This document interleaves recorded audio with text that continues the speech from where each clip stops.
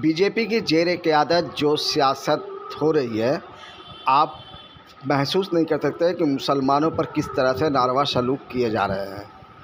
حد سے زیادہ مسلمانوں کو ستایا جا رہا ہے۔ اب مسلمانوں کو آئی لو کہنا بھی دشوار کن مرحلے میں شامل ہو گیا ہے۔ یو پی کے بریلی میں جو کچھ بھی ہوا، اس سے ہمیں سبق حاصل کرنا چاہیے۔ اس سلسلے میں مولانا سجاد نعمانی نے کیا کچھ کہا، آئیے ہم انہی کی زبانی سنتے ہیں۔ ہوئی اللہ معاف کر دے، آپ بھی معاف کر دیں۔ اب ہم اپنے کسی رہبر کو اکیلا نہیں چھوڑیں گے۔ تم نے رہبروں کو اکیلا چھوڑا ہے، تب حکومتوں کی ہمتیں بڑھتی ہیں۔ تو وہ کبھی مولانا کلیم صدیقی کو بند کر دیں اور کبھی مفتی سلمان اظہری کو بند کر دیں۔ لا حول ولا قوت الا باللہ۔ ہم سب ایک ہیں۔ مسلک کی بنیاد پر لڑائیاں بند کرو۔ اگر آپ کو کسی مسلک سے تعلق ہے، بہت مبارک، لیکن ہمارا اصل مذہب کلمہ طیبہ لا الہ الا اللہ۔ ہمارا کلمہ ایک ہے، ہمارا قرآن ایک ہے، ہمارا قبلہ ایک ہے، ہمارے رسول ایک ہیں، ہمارا رب ایک ہے، ہمارا دین ایک ہے، اور ہمارا انجام بھی ایک ہے۔ کسی طرح کا جھگڑا نہیں۔ یہ اہل سنت کی مسجد ہے اور یہ تبلیغیوں کی مسجد ہے۔ اللہ کرے اب یہ سب ختم ہو جائے، ہم سب ایک دوسرے کی مسجدوں میں جا کر نماز پڑھیں۔ مسجد کسی کی نہیں ہے، مسجد تو اللہ کی ہے۔ گلے مل جاؤ، ایک دوسرے کو دعوتیں کرو۔ ایک مسلک کے علماء دوسرے مسلک کے علماء کو کی دعوت کریں، دسترخوان بچھائیں، ان کے ہاتھ چومیں، ان سے دعا کی درخواست کریں۔ یاد رکھنا، ہر مسلک والوں میں کچھ خوبیاں ہیں۔ یہ سب مسلک مل کر ایک امت بنے گی۔ اب کب تک یہ مسلک کا ہم لوگ ڈھول پیٹیں گے؟ اب بن جاؤ ایک امت، اس لیے کہ دشمن ایک امت بن گیا۔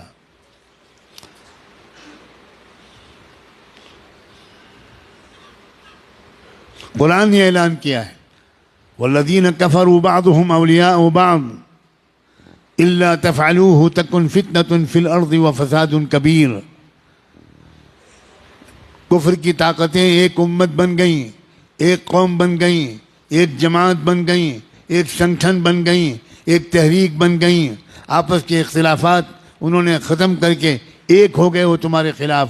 الا تفعلوه تکن فتنة فی الارض وفساد کبیر۔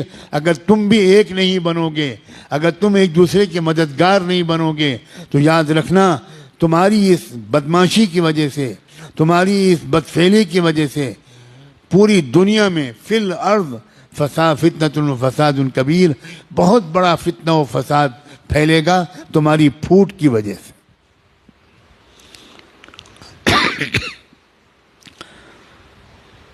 اب تو نہ مدرسے چھوڑے جا رہے ہیں، نہ درگاہیں چھوڑی جا رہی ہیں۔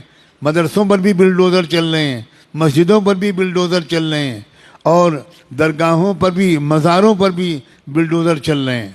واہ واہ واہ واہ۔ اب بھی امت ایک نہیں ہوگی، اب بھی درگاہیں اور مزاریں والے الگ رہیں گے اور مدرسے والے الگ رہیں گے۔ اب تو بھائی خدا کے لیے اب تو ایک ہو جاؤ، ایک ہو کر مضبوطی کے ساتھ ایک طاقت بنو، اور اس بات کی عادت ڈالو کہ جب یہ میرے جیسا کوئی کہنے والا یہ بات کہے تو جس مجمع کے سامنے کہے، اس مجمع میں سے کم 50% لوگ وہ باقاعدہ اپنے علاقے کے ذمہ داروں کے ساتھ آئیں، میرے پاس آئیں، میرے جیسے لوگوں کے پاس آئیں اور تفصیل پوچھیں کہ ہم اپنے ملک کو سنبھالنے کے لیے کیا کریں۔ نوجوانوں آؤ گے یا چوڑیاں پہنا دوں میں تم کو؟